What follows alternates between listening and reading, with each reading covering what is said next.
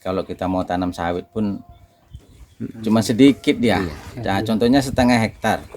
Setengah hektar itu saja kalau kita tanam sawit baru 70 batang. Itu paling udah rapat tuh. Tapi kalau kita tanam jeruk manis ataupun jambu kristal ataupun kita tanam jambu madu, itu sebenarnya jauh lebih bagus itu ketimbang sawit.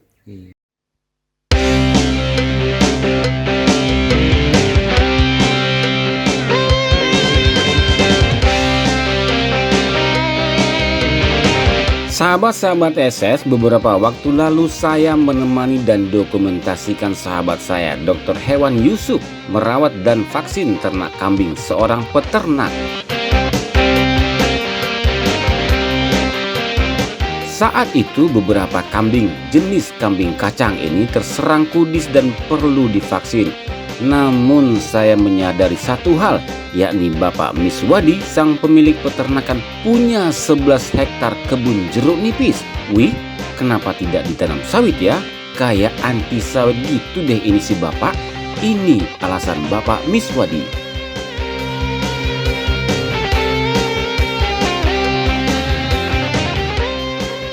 Nggak salah tadi dari informasinya, lahan Bapak ini begitu luas saya lihat, dan ternyata ada 11 hektar ya.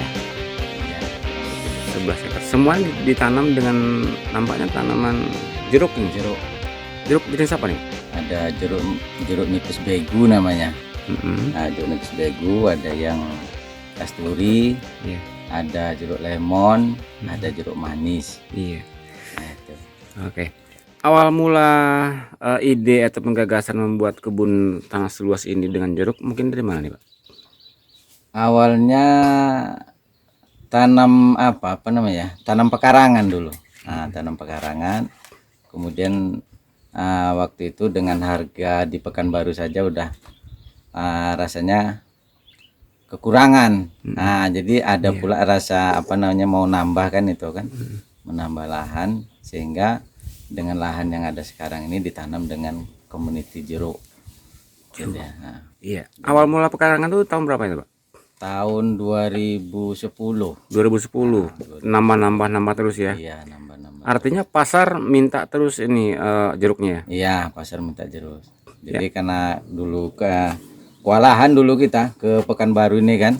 Karena apa kan, jadi kita jual bibit, kita juga jual buah. Kemudian alhamdulillah sampai sekarang pun jeruk ini masih prospek dia. Nah, walaupun ada sekali-sekali banjir, cuman masih tertutupi lah dengan hasil yang ada kan. Ya, bicara prospek, Pak, kalkulasi bisnisnya per batang atau per hektar masih berapa? Kalau per batangnya kita sulit untuk menjelaskan per batangnya dia kan. Cuman kalau untuk lahan jeruk nipis ini aja 1 hektar. 1 hektarnya, ini punya saya ini kurang, istilahnya adalah kurang lebih 3 hektar. 3 hektar ini bisa per bulannya dia menghasilkan 3 sampai 40 Juta. ton. Oh, ton ya. Nah, kalau hasilnya per bulannya ya sekitar 70 sampai 80 Juta. Itu ya dipotong biaya operasional lagi Iya, kan. betul. Nah, biaya operasional, biaya apa semua kan kita semuanya itu beli. Artinya untung itu berapa? Setelah biaya operasional dan lainnya itu Kalau dia apa kan dia sekitar berkisar 35 sampai 40 per bulannya. keuntungannya. Jadi besar juga biaya operasionalnya, Pak. Besar juga. Karena kan dia mulai dari pemupukan, semprot hama, babat, racun. Kenapa nggak tanam sawit 2 hektar atau karet 2 hektar selebihnya baru tanam ini? Kenapa? Kalau sawit, Ya. saya kan udah pernah juga tanam sawit kan. Cuman kalau sawit ini kan ya pertama dari harga itu kan tidak pernah tidak pernah stabil dia kan. Di saat buah banjir harga murah, di saat buah tidak ada harga baru naik. Kan itu. Jadi biaya operasional itu tidak bisa pula dia berkurang, bahkan setiap tahun dia harus nambah. Itu sementara penghasilan itu seperti itu aja dia kan. Nah, jadi kalau 1 hektar sawit dibandingkan dengan 1 hektar jeruk masih jauh lebih lumayan jeruk ketimbang sawit, karena biaya operasional sawit ini kan mulai dari tanam saja sampai dia panen, nah itu nggak kemana sampai 60 sampai 70-an per hektar ya. per hektarnya. Iya. Ini tuh. Iya, kalau dibandingkan dengan jeruk ini 1 hektar itu mulai dari data bibit tanam sampai menghasilkan berapa? Kalau untuk jeruk ini ya, kita bibitnya saja kita beli dia cuman 2.000 per batang. 2.000 per batang kan. Jadi mulai dia kan 8 bulan sudah mulai panen. Nah, kalau sawit kan dia sampai 3 tahun dia minimalnya 2,5 kan. Iya. Ini 8 bulan udah panen nih.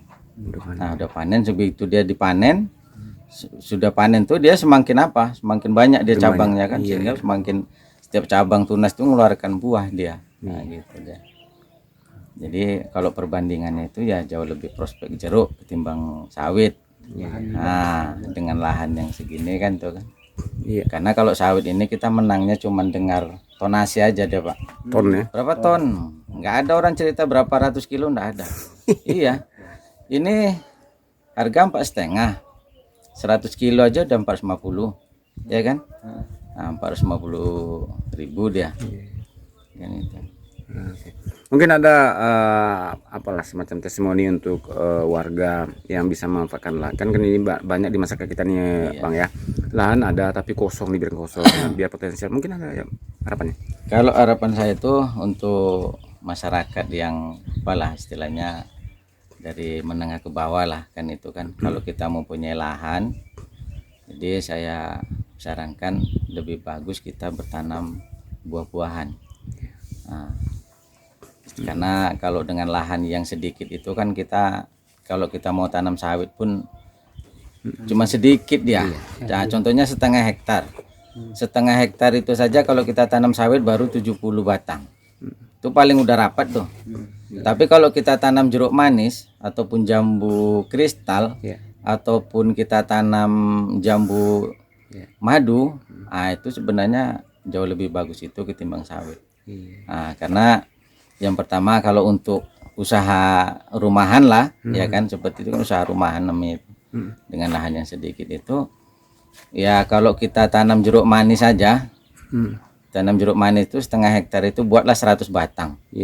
100 batang itu dengan modal awal sampai dia panen, buatlah dia satu batangnya itu sampai 100.000. Nah, ya kan berarti 10 juta. Ya 100 apa ya? 10 juta. Nah, kemudian dalam per batang itu dia bisa menghasilkan 30 kilo saja dalam per batang. Berarti kan kalau kali 100 udah 3 ton. Nah, kali 8.000. Nah, situ dia kalkulasinya kan. Kalau kali 8.000 udah lumayan juga duitnya, Pak. Siap. Kan itu kan. Iya. Udah banyak duitnya. Jadi setengah hektar jeruk manis itu bisa mengimbangi dengan lahan 4 sampai 5 hektar sawit. Gitu ya. Gitu. Tapi itu tentu butuh keseriusan ya dan yang perawatan. penting dia perawatannya. Iya. Karena setiap penanaman itu didasari dengan ilmu. Kita punya sawit pun tidak ada ilmunya juga tidak akan mau buah. Iya. Nah, jadi semuanya itu butuh ilmu. Jadi Oke. kalau Bicara harga jeruk tadi di masa pandemi ini ada penurunan harga? Pengaruh di ya? masa pandemi ini tidak ada pengaruh, Pak. Tidak ada pengaruh. Dia karena kan untuk konsumen ini enggak apa ya, enggak seperti bahan-bahan baku yang lain. Kalau ini dia tetap, bahan tetap ya. Dalam artian itu namanya untuk rumah makan, untuk ikan, untuk apa kan itu kan. Nah, itu dia. Jadi harga tetap stabil. Iya. Oke. Ya, makasih Pak ya. Iya, Sam.